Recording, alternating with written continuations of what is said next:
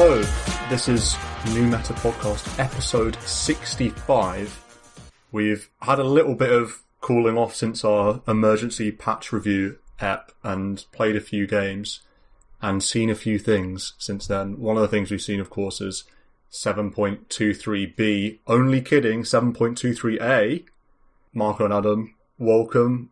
Marco, you've been pulled back into DotA with the new patch. Got some games in. Got both of the heroes in. Yeah, it's been fun to play again. It is DotA 3. It feels like. Yeah. That I think there's a lot of agreement on that. I don't remember the 7.00 big change. I know that when that reveal happened, and maybe to some people that was a big DotA 3 moment, but I feel like that was more just kind of features of the game, shrines, layouts, UIs, etc. This change into 7.23 feels like a different game, different gameplay entirely. Maybe I can say a bit more once we get into the pod, but yeah, it's been good fun. Yeah, likewise, Adam. You've got quite a session on the first day, and then so you've got some experience with the patch as well. How you feeling? Good. Happy Thanksgiving. Oh yeah, post Thanksgiving to everyone. I disagree with Marco's statement, sir. 7.00. That was talent trees. That was DotA 3. Roche moved as well. Yeah. This is DotA 4. Okay, yeah, you could say something like that, maybe. Or DotA 3B. But this is just DotA Turbo now in real Dota, in my eyes, rather than the 7.00 change being just a not flashier, but a better Dota 2. This is now... I think this is switched it up just as much as Talents did. Do you think? I don't think Talents... I mean, maybe it's also because I've not played in the last few weeks, but even then... And so maybe the game's maybe changed a bit over the last few weeks. But... Rest assured, they're both big changes. Yeah. That's for certain. The comment I would make, I said this to Stan yesterday, is that I feel like Dota used to have pretty well-defined early/laning phase, mid-game, late game. To me now, every game I've played, every game I see, because there's so much carnage and killing and fighting, and to me there is no segmented areas of the game. It's just this one constant stream of madness until the game ends at 30 minutes. So that's the way I see it as Dota 3, that I don't really understand the game anymore, basically. Yeah, I'll agree with that. I do not understand the game anymore. Yeah, that's full agreement on not understanding the game. Let's do a bit of How Are Games, because it's quite relevant, because that is basically all we've got to go off. Marco, I suppose you've just summed up how your game's been basically just carnage. You've just been involved in pure carnage. Carnage, yeah. I don't know again if it's because I've not played that much, so when you take a big break and you come back, even just the map and the screen looks awkward, and so maybe the flow and pace of the game is just unfamiliar for that reason. But I think people don't know how to farm either because the map's new. So. Yeah, the map's new. It was 20. I had a 18 day gap between playing, which is crazy long in the universe of Dota players. So maybe there's a bit of readjustment, but it does feel like at the same time there's skirmishes happening all the time, everywhere. There's these different mini objectives around the map now, of outposts as well as bounties and shrines, etc., where there's just constant fighting. Seems like there's someone dead every moment of the game, which is cool and fun. And passive farming doesn't really seem to be the case. I was playing a couple POS 1 games and I would feel like I'd farm for a minute, but then always have some action to join in on, even though I'm playing the 1. Yeah, it's just carnage. Feels like there are definitely more drags out of passive farm, whether it's, oh no, this outpost needs to be defended, or this town needs to be defended, which obviously has always been the case.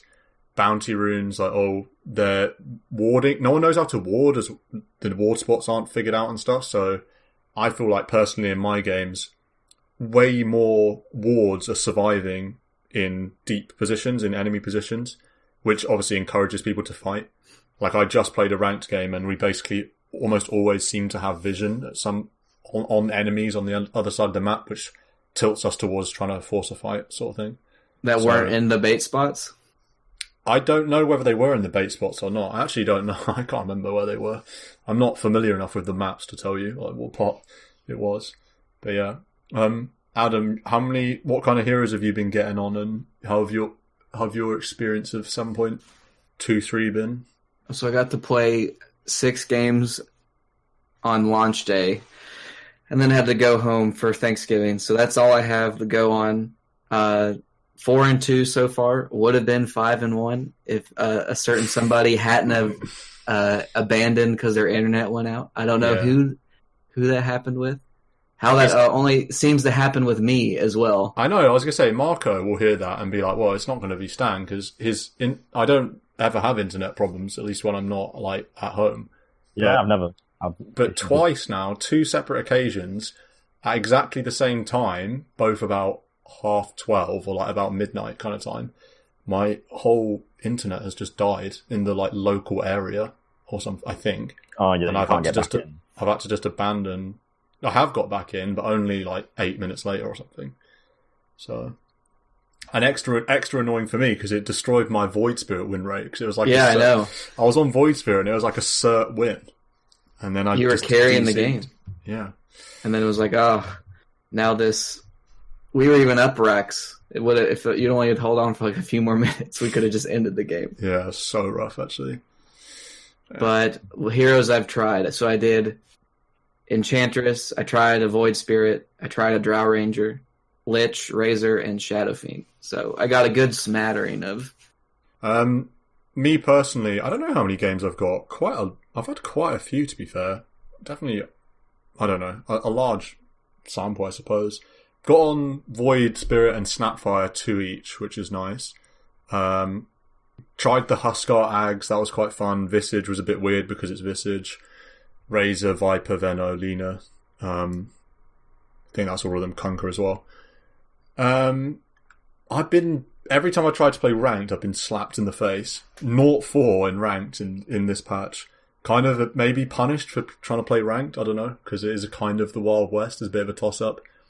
I just had I had such a frustrating game. I don't know if this rings true with you, but you know when you're playing with someone who's quote-unquote nice, but someone that just talks into mic all the time, has an opinion on everything. Yeah. Like giving item suggestions to everyone, telling them what to do, but like in a nice manner because they're like trying to win the game.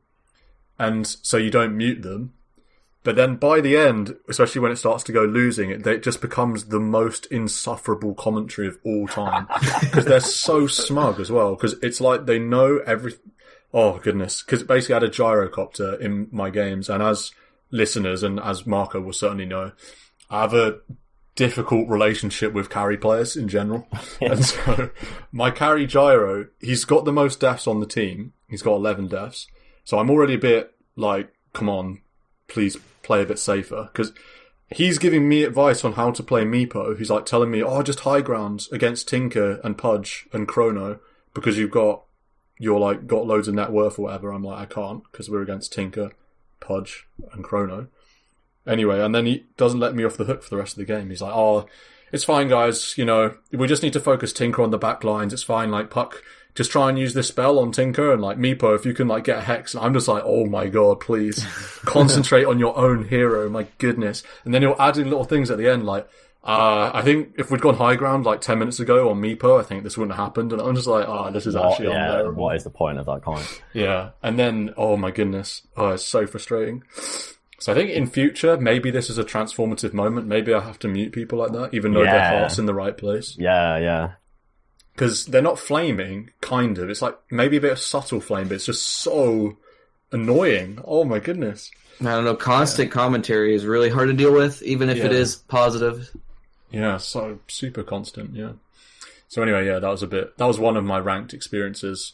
That makes me think of the moments, maybe this is not applicable to either of you two, but when you're in a TeamSpeak, and I say TeamSpeak because I don't think this has ever happened in Discord times, which is the modern era, but you're in TeamSpeak and like you're kind of tilted, or not by your team, but just by the game, and you just need to get focused, and so you just leave the voice chat, leave your party members just to like go pure solo try hard, and then Yeah. join the team speak 10 minutes later when you're like cooled off and got back in the game. I remember those times. Yeah. Yeah, that was definitely a play. But yeah, so my ranked games have been pretty rough. Unranked's been fun though. And I feel definitely ready to bring Void Spirit and Snapfire, although I don't, my support ranked is kind of a joke at this point, but definitely ready to bring Void Spirit to the ranked. The hero feels really good. And that's pretty much, I guess, what we'll be talking about mainly is Void Spirit and Snapfire now that we've got a better understanding of it. Kind of, I wouldn't say brushed over them, but we didn't really have any idea beyond just watching the demo mode what they would be about, and now we've all had a chance to get on both the heroes, other than Adam by the sounds of it, yet to play Grandma Cookie, is that right?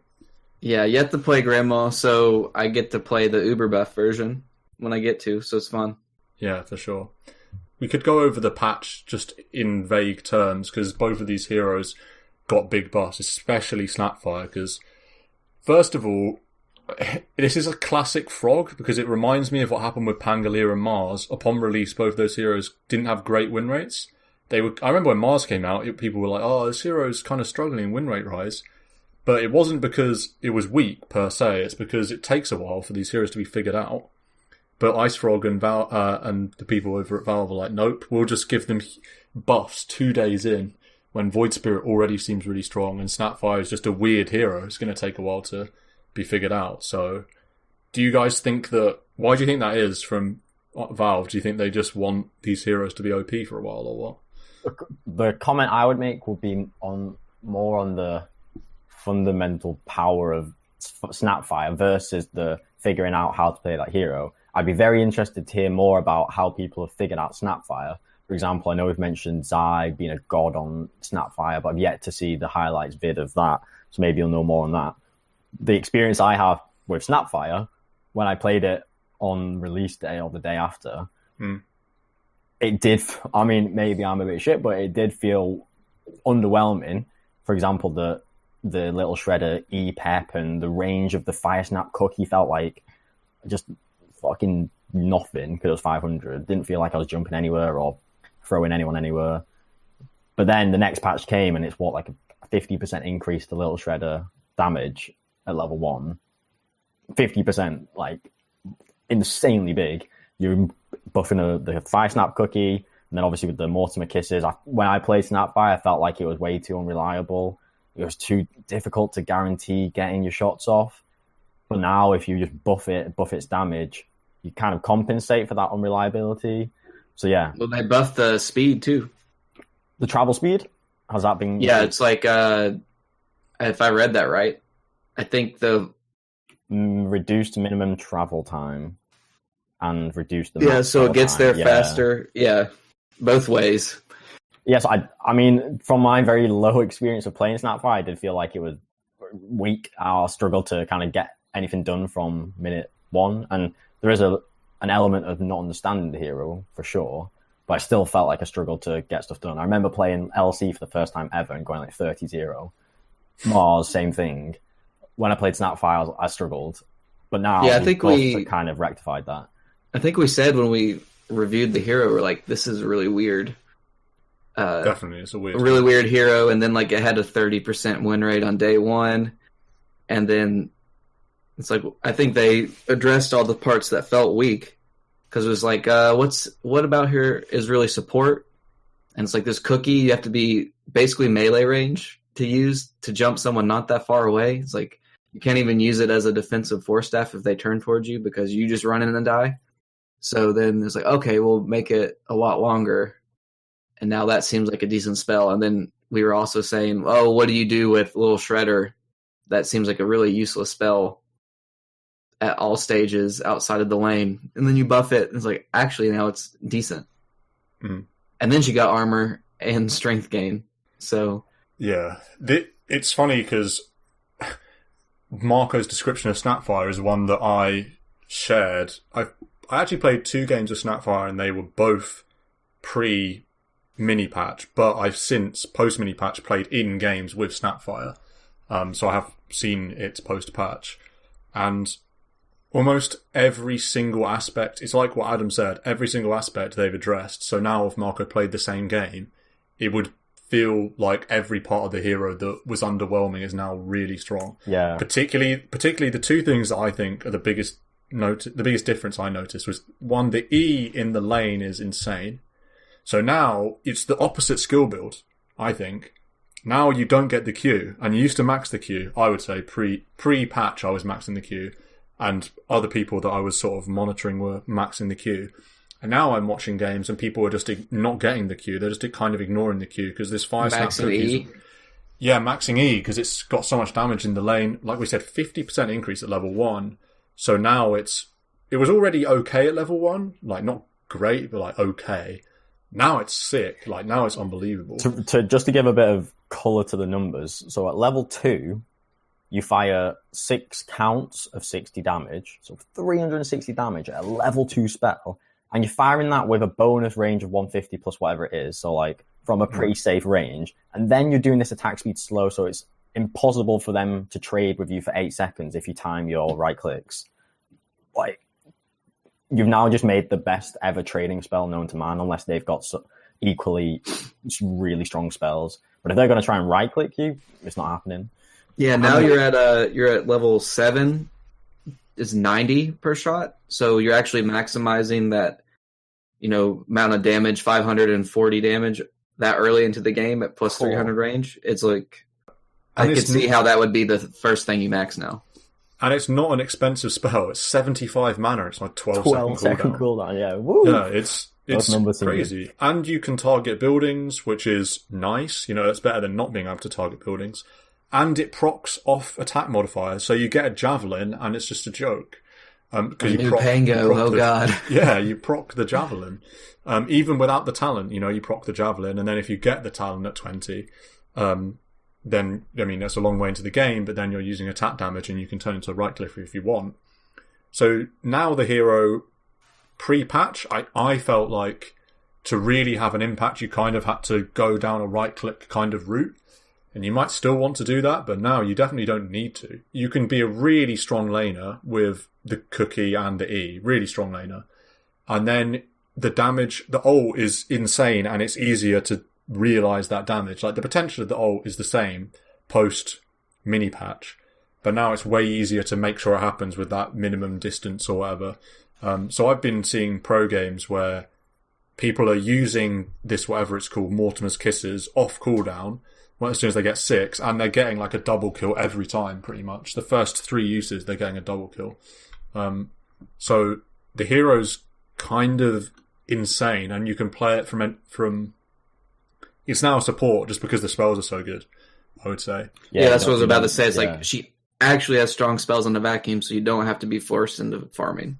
Yeah. So that sounds like a support.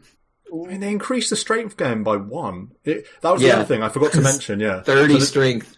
Yeah, I originally started out with the 2 things I've noticed and then just listed one of them. So the other one was that the hero's so tanky now. The hero, because of the strength gain, and because it's a strength hero, and you can build... You don't even need a bracer. I played a game earlier today, and this hero had sort of, I think, 2k HP at like 19 minutes or something. I wonder if I can find the game. But with no strength items, like is just tanky. It's just a tanky hero. She's also the second strength ranged hero, right? In the game? After with Husker? Yeah, after Husker. Yeah, I guess so, yeah. Second, that was just a very rare combo. Yeah. With strength ranged. Oh, so. Yeah, for sure. Question about Mortimer Kisses. If you fire it, do the enemy see where the projectile's going to land? No, don't believe so. It's only your allies. They see him landing, though. Yeah, yes. Once it lands. They see it in the air as well? But that's kind of... You're not going to watch that. Not the circle where it's going to land. And you can kind of guess where it's going to go next, right? Because it doesn't update its target that quickly. Yeah. But the point I was going to make about Mortimer's Kiss is that, like, I think Stan mentioned some pros, the pros getting double kills with it every time. It's definitely a spell where coordination is just, you get so much reward out of that. So the higher you go, and when you've got players that are able to coordinate with randomers and be like that timing, it's so powerful. But Well, now, and they buffed the slow of it and the damage of it. So you don't need to coordinate anymore. You just solo people. If you land one of them on someone, the damage is higher and the slow's more. So it's like you get one and it's like you're going to get more. Do you know what I mean? You hit them with one that you're kind of guaranteed to hit them with the second one because of the amount they're slow. Is it almost like that? It's certainly a lot more tilted like that. Yeah. I don't know if I wouldn't say guaranteed, obviously, but if you're a pro player, it probably may as well be guaranteed. Just the synergy with any kind of disable lockdown from out. This is actually an insane spell now. This is 25% move slow. It's got damage on hit, and it's got burn DPS. And it's got 8 of them. Yeah, and at max it's 400 damage per glob, 100 DPS burn, and a 25 movement slow. It's like every Jakiro spell combined. That's crazy. And I was just going to say, it's interesting we talked when the hero was released that it's bizarre. You've got this really short-range Scatterblast Q, short-range Cookie, and then you've got Lil Shredder, which wasn't really a spell. It was just it wasn't good in lane or later in the stage. And you've got a super long-range ult that's definitely strong. We knew it was strong on release. It's just so, where does the hero fit in? It's like a weird hero. But now, I'd say, with the strength gain and the armor, and the increased range on W, so now W's like a medium, it's like a 4-star, so it's like a medium range skill, kind of. Now the hero is sufficiently tanky that I feel like you can play it sort of midway, half in, half out, kind of like a normal support, I suppose. Because you can't get jumped because you're tanky and you've got this W to get away. And you can make sure you can use all your spells other than the Q, basically. Now the Q is kind of the redundant spell, I would say, in a sort of mid-game situation. Yeah, this is now she sounds a lot of fun. It sounds like an actual support, so I'm excited to play it. A question I was going to say is, what playstyle have you seen the high-level pros playing it, like the Zais, and how are people playing this hero in the early and the mid game? From what? Is it always 4? Is it just they run around getting kills with damage? What do they build? I've seen today. I haven't seen much. I haven't seen any full games, but I've seen it in 4 and 5 both, and it's been fine. Yeah, it's so good in lane as a 5. You just win a lane. Yeah. So it's just fine. So it is okay, and it's just such a high damage hero. This is going to be a tanky, ranged zoning support. That's strength. This is going to be awesome. Yeah, why would you ever pick Olga now? Yeah, there's nothing like it. A ranged zoner that's strength. Ooh. Yeah. No, it's good. It's definitely good. And it's tanky as well. Very tanky. Yeah, it's like the highest HP hero in the game, unless you've got some specific hero that's got even higher strength gain. Armor. Oh my god. So 5 armor at level 1. Whew. Yeah, she got 2 armor, right? That's crazy. That is significant. It sounds not much, just a small number, but armor's big. I would definitely go as far as to say this is the first pick hero. If you're going to play, say you were playing a game to save your life, like a ranked game to save your life, I would honestly probably first pick Snapfire. If I'd rather see a first pick Snapfire on my team than any other hero at this point. It's less counterable than Void Spirit. And we were saying earlier that, I mean in the previous pod, Void Spirit is the more powerful of the two. I definitely don't think that's the case now. Yeah. Largely because Snapfire is like a position 4-5, so you can pick it earlier and it's more normal. Less punishable. Yeah, less punishable, yeah. She got shipped weaker, for sure, but now she's got buffed to launch, hero launch OP. Yeah, like she's non-nerfed Grimstroke, basically. It sounds like, just reading over the spells and stuff, it sounds like she's now in her, okay, this is the new hero, it's OP right now, range. Yeah. And now we'll start to dial back, but in the meantime, it's a menace. Yeah. It's classic Valve, classic Ice Rog. Release hero, make sure either with a mini patch or on release that it's broken good, really, really good. Then nerf hammer it before it goes into captain's mode. That is the play. And to be fair, there is something to be said just on a game balance level of seeing what would make the hero broken, because it's not in captain's mode, so they kind of have a bit of room to play with, and it's almost good from Valve's perspective to see at what number point does Snapfire become OP, and I think they're going to get a good answer in about a week's time if none of this changes, because this hero will only become more figured out, and I personally think it's already really, really strong.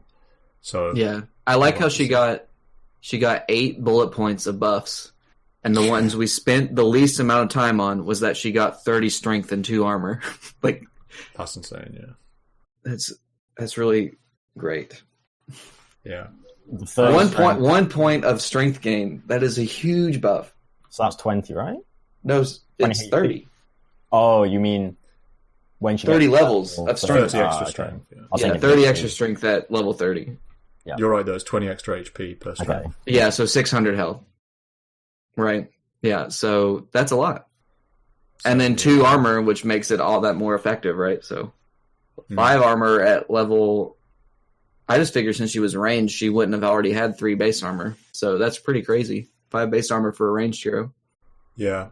And what items are we thinking? I can't remember what discussions we had on items in the previous patch, but I think, given I've just said this is like a medium range support, which most supports are, right? Unless they're like some sort of ogre that wants to fly in the mid game, or I don't know. Like, are there any long range supports? Perhaps not. Snapfire pre-patch maybe, but I mean, like Wyvern or I suppose Wyvern or AA. Like AA is a good one actually. AA might be the longest range support kind of thing. The one that wants to stay the furthest back.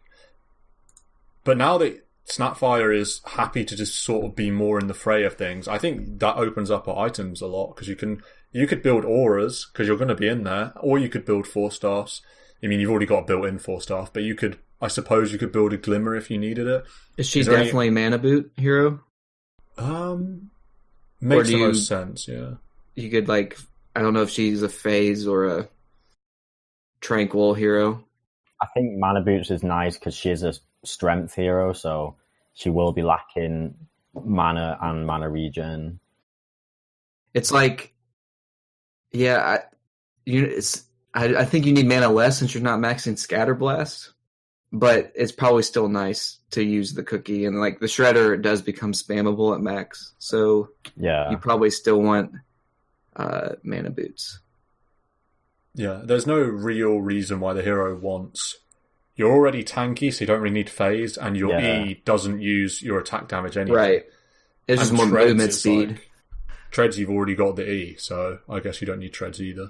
Yeah. So it just makes sense to have mana boots. Mana boot or brown boot, and then you could have like a windlace. Yeah, I was going to say, get a windlace. And then you could go like a Yules. Or you've already got your Buckler Bassi that everyone's got now. Buckler's the new POS 5 item. Yeah. For sure, from what I've heard anyway. I guess Snapfire is like a watch this space. Is there any much more to say? I think we hit it from all from all angles. Yeah. And then Void Spirit, I feel there's a bit more to say. The hero was less touched in the mini patch, although it was changed. It was 3 lines of buffs. Yes. Strength gain increased from 2.5 to 2.8. Astral Step cast point halved from 0.4 to 0.2. That's the ultimate. And Astral Step cast range increased by 100 at all levels. Nice, for sure. I think that cast point halved is huge. Even more anime, even more dodgeable. You know what I mean? Like, you can be even more mobile. And I will say, out of the 6 games I played, the most fun I had was playing Void Spirit and having no idea what I was doing. It was still so much fun. I think that was the one game where I got to be level 30 as well. So, oh, nice. He was so much fun, so much damage, and especially late game, because it went late game when I got when I got 25 and got the dissimulate stuns for 3 seconds.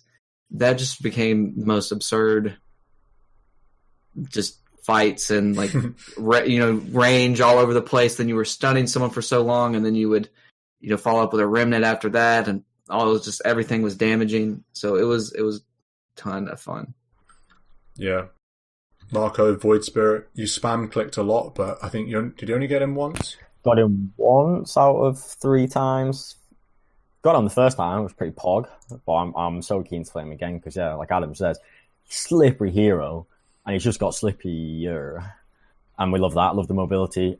I do want to play him again to mix up the item build. I'm still not certain how to build the hero yet because I saw people building Veil because he does have a lot of magic damage, but then I saw someone going more kind of right-click physical with the likes of Maelstrom because you can get that to proc off your ultimate, and going a bit more right-click. To me, that's interesting. I like went the fact mid. I went mid, and I'm trying to think. I went a Null Talisman and then a Phase Boot, and then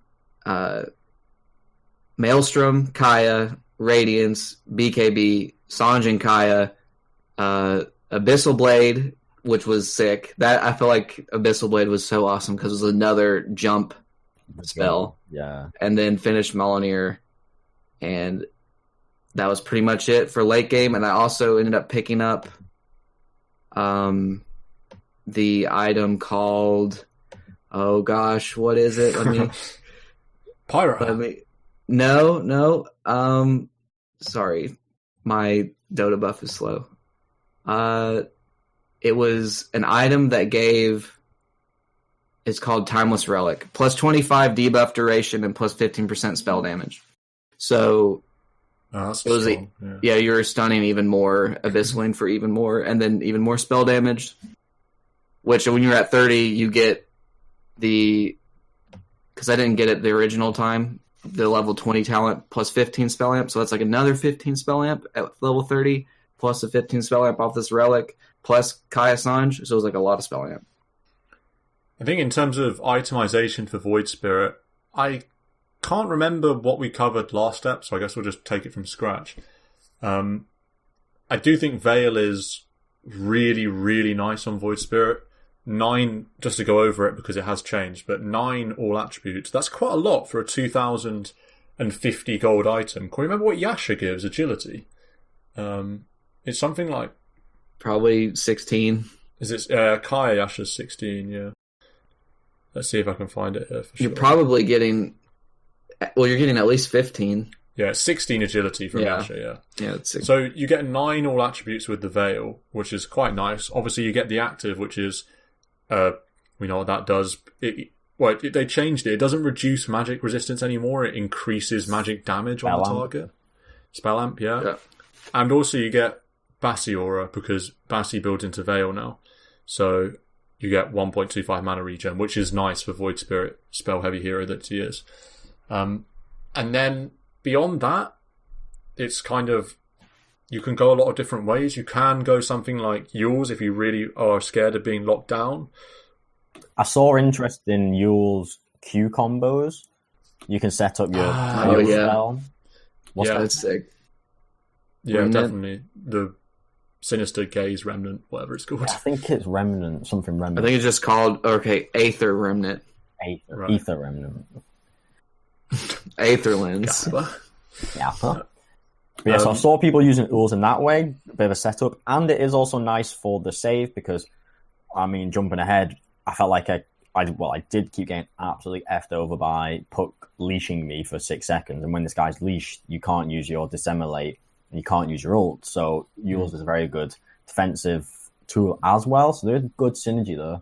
I think Kaya also is perfect for this hero, just because you're using spells all the time, and you're getting a bit more damage, just getting more spells off. It's just perfect for that hero. Yeah, and we mentioned Radiance already. That's the item that I've gone both times I played Void Spirit. Because you just, like, in and around fights all the time, hard to kill. Is that your reason? And then the damage from your ult.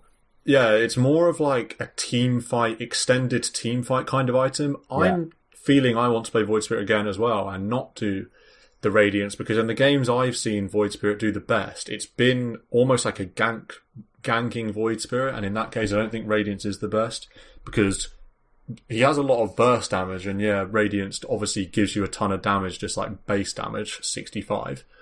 But it's expensive though. So maybe something like a Kayasha would be better to build into more of a right click rather than like a damage over time, I'm hard to kill build. One of the upsides of the Radiance build though is you're going to go Veil first, which obviously boosts the burn damage even more. But because he's so naturally escapable, you can go Veil Rady BKB, and you're probably going to be fine. Like by the time you get BKB, that's the kind of time where you really need to be worried about being locked down a lot. Other heroes, they get sort of like, I'm thinking something like a Kunkka, he pretty much has to go BKB after Radiance straight away. Like you can't, if you wanted to build a Veil for whatever reason, you can't get a 2,000 gold item first, or you're might be punished. But it felt like the times I played Void Spirit, he farms it just as fast from killing heroes and farming, and then you can afford to get that Veil first.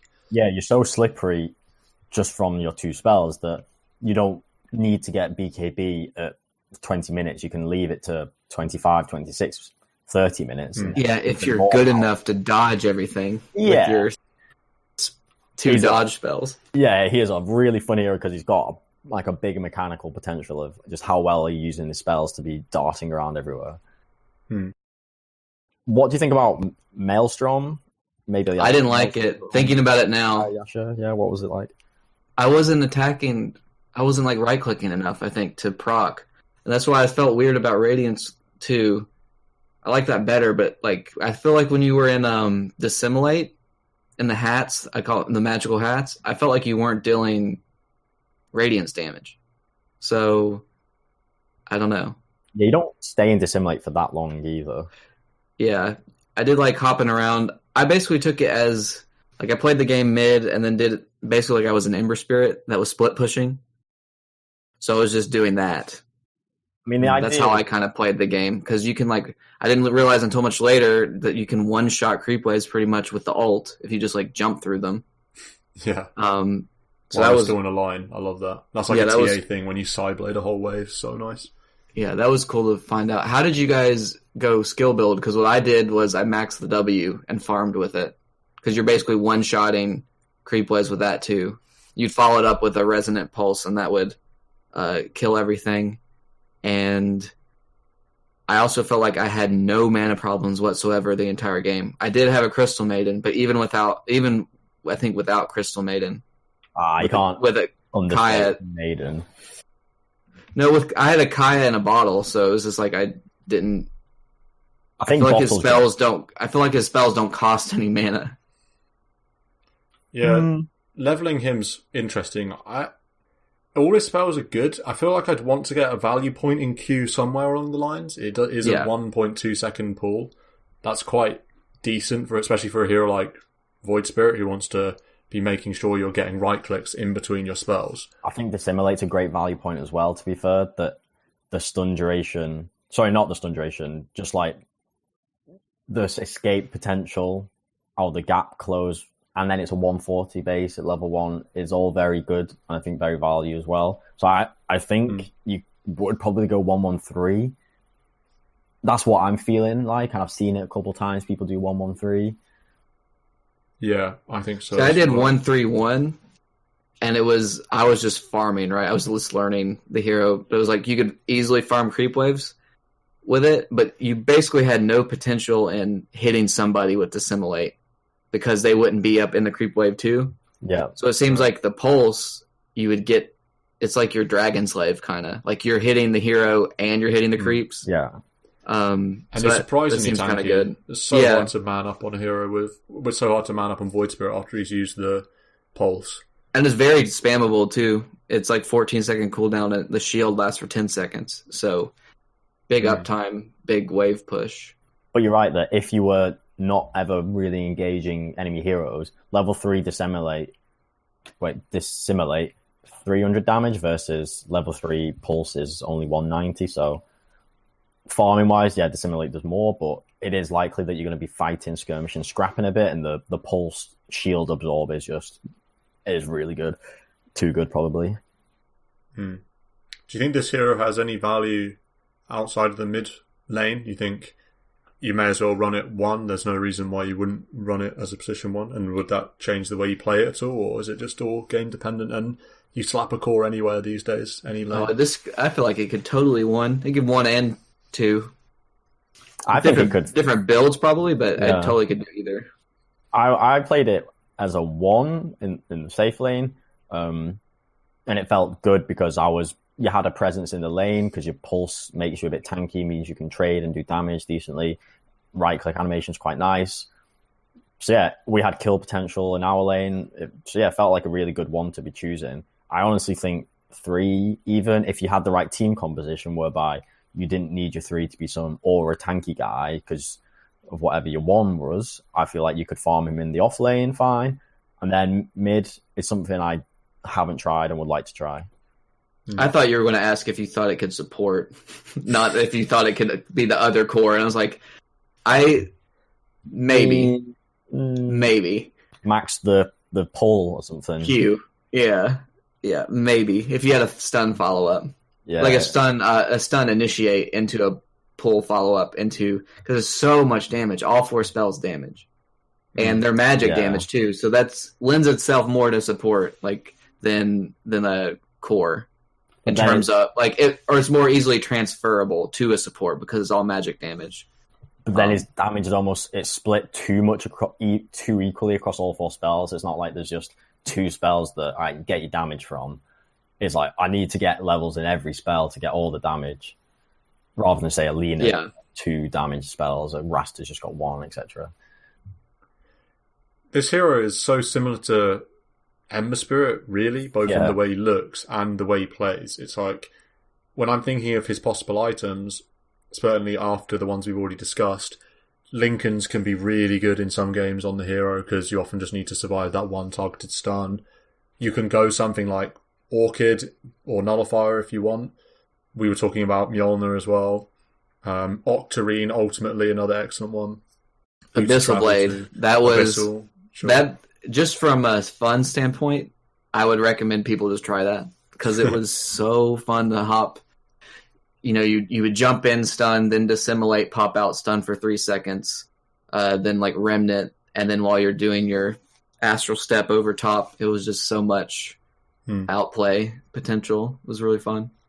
Yeah, I want to try Abyssal. I actually haven't built the new Abyssal Blade yet with the little jump forward thing. I haven't seen it. But yeah, I want to try that. What do you think about talents? I went all left with mine. Let's see.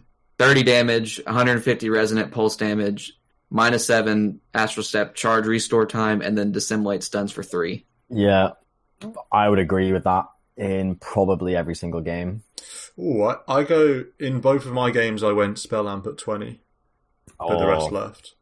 Well, I think 8-second astral step. That's what lets you. That's what lets you be a. That makes you unkillable.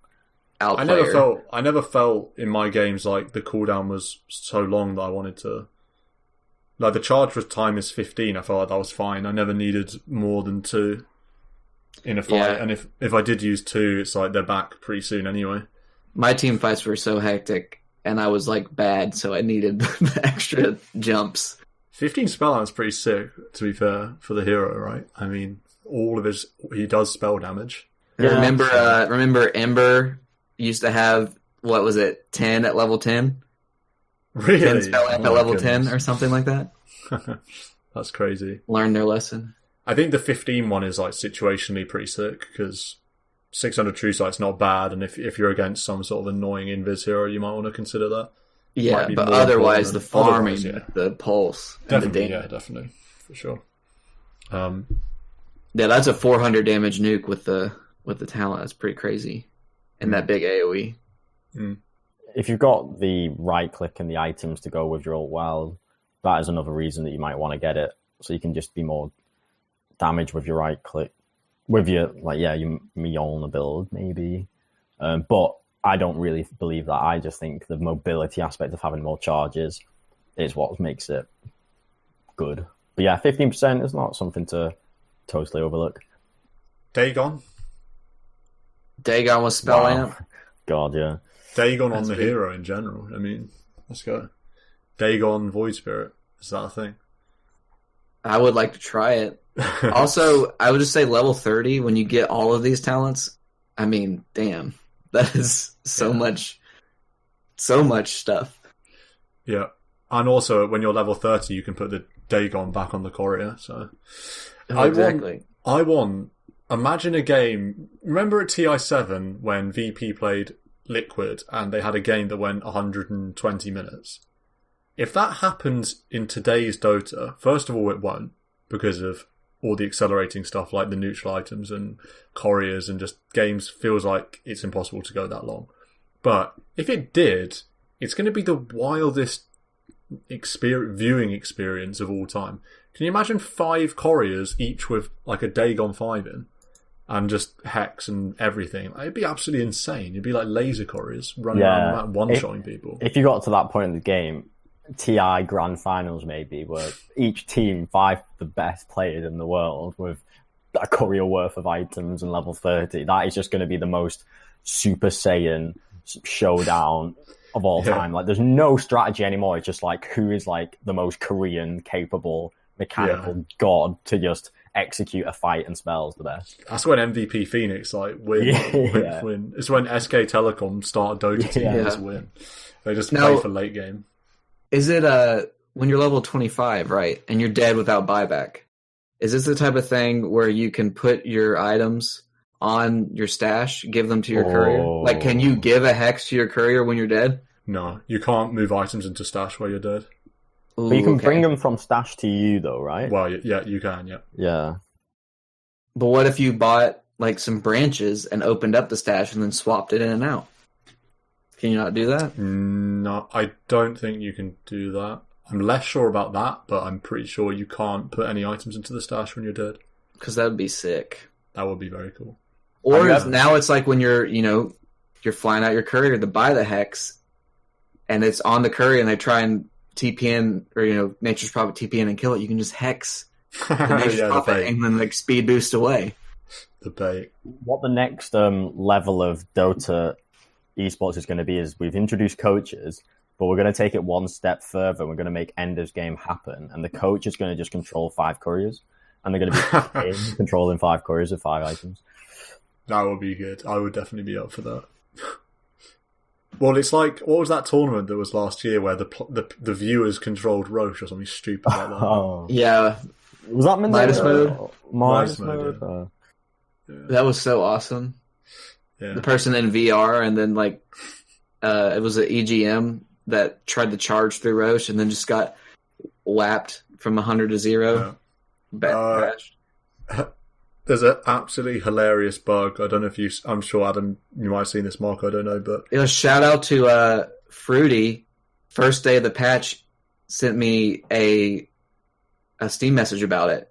And I figured in the first 3 waves, like the first day when they kept adding, 100 megabyte updates over and over again, I thought it got patched out. And then 3 days later, it was still happening. I could have gotten so much MMR off of this.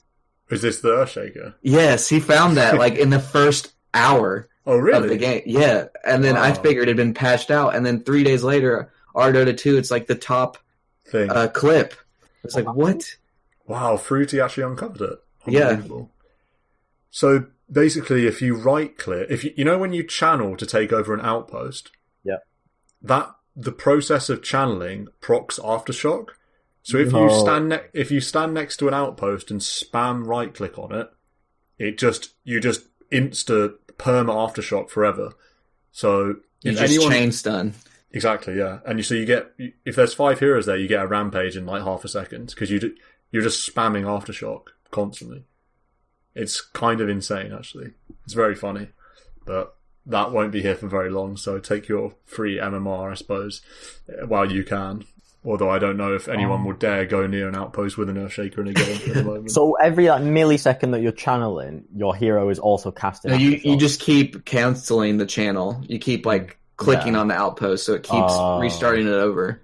So if you're ever skirmishing at the outpost as Earthshaker, you just infinitely stun an enemy hero. Yes. Kind of wow, you instantly kill them as well. Honestly, they die pretty much instantly. Aftershock's a lot of damage when you're doing about 10 in 2 seconds. Yeah, like it's dead. Their whole health bar becomes basically white, and you just see it tick away. That's what happens. Yeah. And with the Arcana, you get the combo thing at the top. That was that was the funniest part for me. Oh, nice. 15x combo, unbelievable! You get all these points like it's arcade. Yeah, that was fun. Funny some of the bugs that come about. I remember there being one where the ancients would spawn every minute, even though ancients were already there. I remember being in a game where some guy abused. Well, the abuse was that you pick Sven, and they just stack up every minute. Like you get level 6, and there's 10 ancient stacks to kill. So pick Sven, use your ult, farm them, and it's just you just roll the game. I got a free win after that. From that, I didn't do it. Someone else did. But I was like, yeah. How's that ever? How's that getting in the game? I don't know. So wait, so it would get to like minute 20, and there'd be like a 20 stack of ancients, or would it cap out or something? I don't know if it would cap, but it would. That's so funny. Yeah, respawn all the time. Well, did you see the clip of the Ag's Finn that tried to Stormhammer in on a Ember Spirit, and then he remnanted it away into the fountain, and the Ags, like the Sven, just followed him to the fountain and died? That was so funny. That's like a Huskar jump. Yeah, so funny. I don't know if that's intended. Probably is, because Stormhammer still isn't disjointable, right? Maybe they'll make it disjointable now, because otherwise you just get thrown into the fountain. Yeah, I'm not sure about the disjointable stuff. I don't know what's disjointable and not disjointable anymore.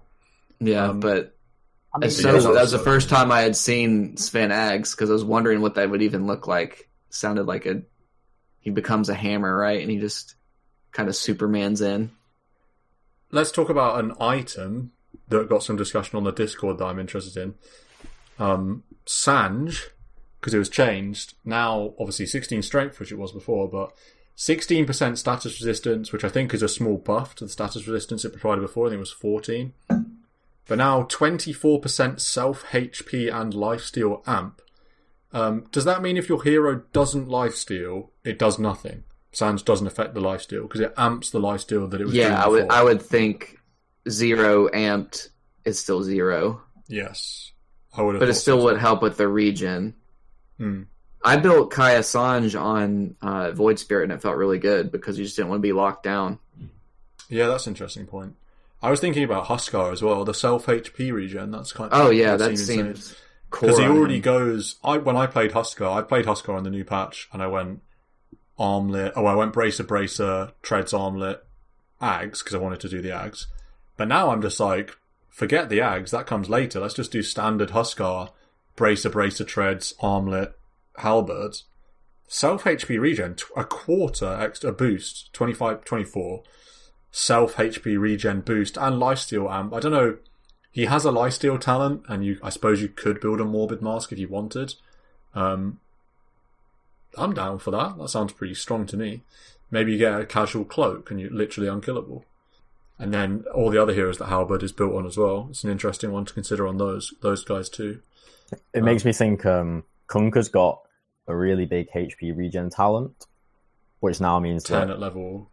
Yeah. Is it 10 at level 10? The Kunka HP 10 at regen? level 15, I think. 10 at 15? He gets damage at 10. Yeah. 30 damage at 10 and then 10 HP regen at 15, I believe. So then he loves the Halberd. Right. I think Halberd's great for this hero. Beyond that, I feel like there's an episode in the pipeline, perhaps not today, but soon, about aura items, because a lot of them have changed. And sort of initial items, first actual item after the Brace and Null boots phase. I'm talking Yasha, casual Sands, casual Kaya, Helm, Vlad's, Mask of Madness, like all of these items. Loads of them have changed in this patch, and so I'd really like to have a wider discussion on those things. Because the drum Vlad, Buckler, all that stuff. Yeah, all of that stuff's different. There was a fight. I didn't realise that Buckler was a toggle on-off now. I thought it was still inactive. And so I was taking fights and spamming Buckler and wondering, where's the Buckler? Why is it not coming on? Yeah. And I looked at my adventure and it's just flickering. Yeah. That's pretty funny. I mean, is there anything else you want to cover particularly? Anything I don't know if there's... I mean, some moments that I thought were cool in my games. Yeah, go ahead. Just I played Lich, and I did what I said I was going to do. I was going to basically max. I didn't max the E, but I was 1-1-3 at 5, and I kept it at 3 points. And it kind of paid for itself, but it didn't really drain any more mana than I wanted. It's pretty expensive spell, so it's really just a refund. It's not like a net positive. Right. So I was kind of bummed out on that. But then I got the Ags, and that was so much fun. It's actually a really strong spell. 400 AoE. Yeah, so I would get like a 3-man gaze and just suck 3 people together, and we had a lion with an Ags. So what's the AoE like? Is it like Earth Spike on Leshrac kind of size, or what do you say it is? Oh, it's huge! Oh my goodness! Yeah, it's a big old.